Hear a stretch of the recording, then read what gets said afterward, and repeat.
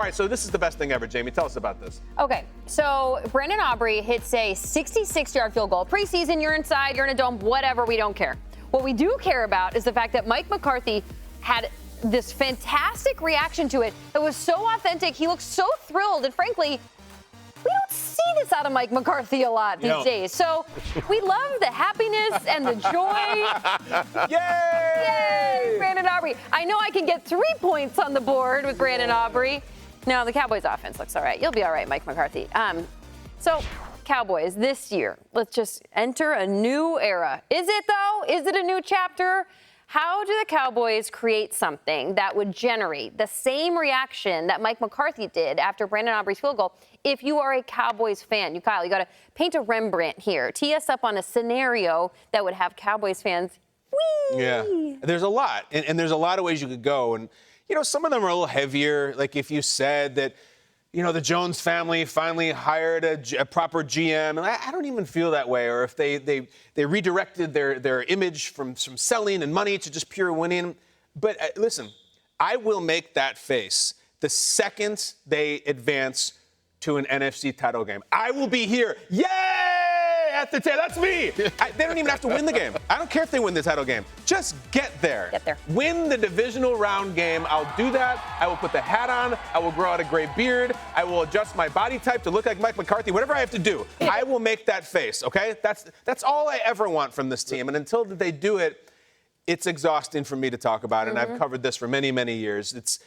Win a divisional round football game, and I'll make that face. Akbar, what would make you make that face? You know what? You and I are speaking the same language. I support everything you're saying, and I'm going to support it even more. Go on. It's been a very long time since the Dallas Cowboys have been to the Super Bowl, to have won a Super Bowl. In fact, I'm just going to go play a little game with you guys, all right?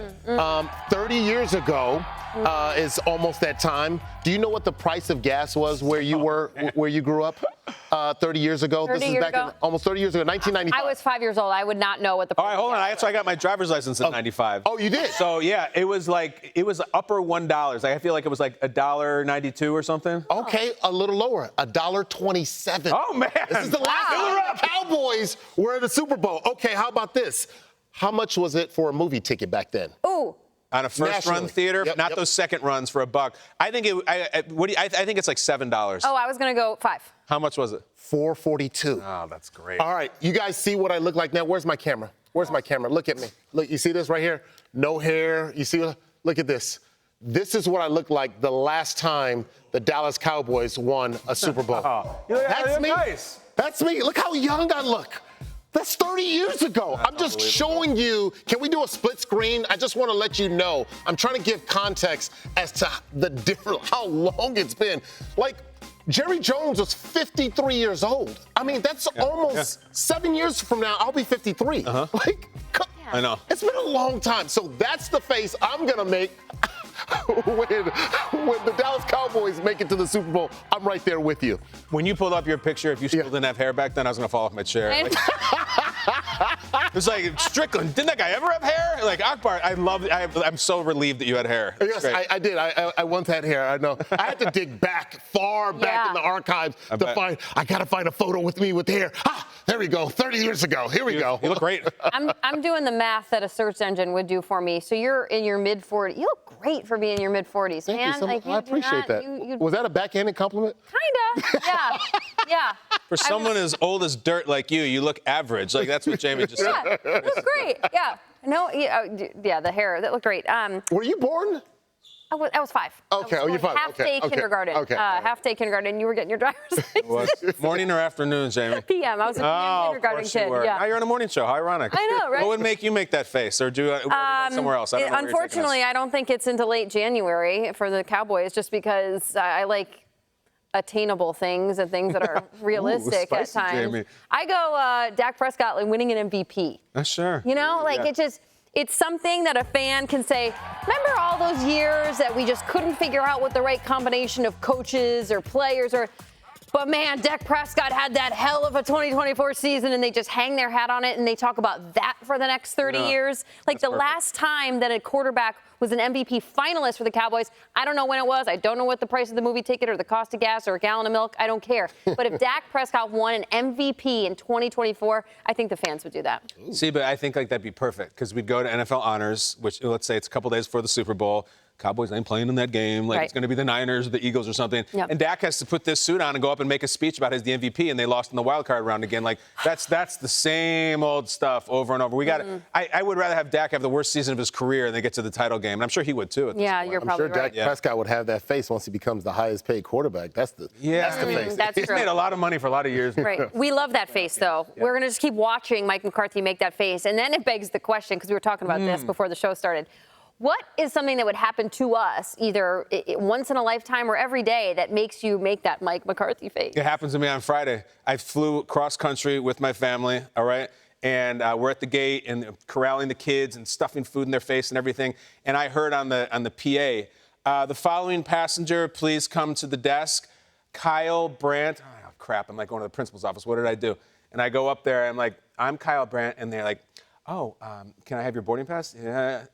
You've been upgraded. I go, yeah! Yeah! Now, the problem is with my wife and kids, and I'm a gentleman, so I take my jacket and throw it across the mud puddle for my wife to walk on. My wife got to go up, and I was back in seat 57,000 with the kids, and so she got to have my seat. Wow. Yeah, so I won on both of those. That is very gentlemanly of you. Yes, thank you. That was Brooke after that. That was Brooke. Yeah! When you get that, you've been upgraded. Cross country, too. That's a big sacrifice by you. Not even screens in the back of the seat. I had nothing to do. It was ridiculous. Just I ate a Lunchable on the thing. We had Lunchables packed.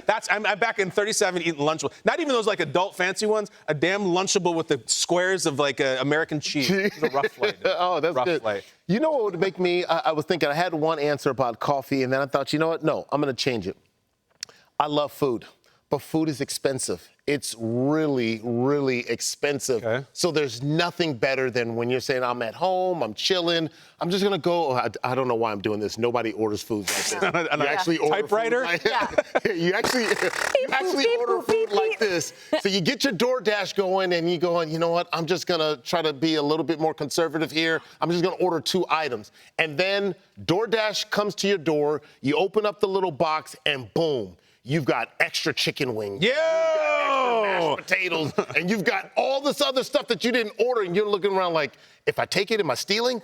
Like, they dropped it off at my house. You take it in, and then you're like, yeah! Like, oh, man, it's about to be a feast. I got 4 kids, you know what I mean? Like, I'm like, oh, yeah, everybody's eating now. So, yeah, have you had that happen? That's a really good one. I was actually just thinking, is that because you're a frequent orderer of that? Do you think they're rewarding you for coming to them so often, or was it an accident? No, it was an accident. They gave your neighbor's order. Right? Your neighbor's got 12 kids. They got 2 little wings to eat for 12 kids. Yes. Oh, well, not my fault. So we're sitting at this desk, and I'm looking at your screen and your screen and your screen. I'm living my life right now by baby monitors. I got them everywhere. I got Soothing. 3 kids at home. I can hear their sound machines through the baby monitor, and frankly, I feel like I hear phantom white noise sometimes. It's not good. Sounds horrible. It does. But the face that I make when the 4-month-old starts to stir, and then she puts herself back to sleep. Yeah! I didn't have to go in there. I didn't have to put the sucker in her mouth. I didn't have to feed her. There was no bodily obligation to the 4-month-old. In a 5-minute span, she just starts to. She opens her eyes, and it's like high stress. I'm high stakes. I'm over this monitor. Like, what are you doing? What are you doing here? And then she goes back to sleep, and I'm like, let's go! Yes. You over there studying it like a quarterback on the sideline with the surface, right? Can I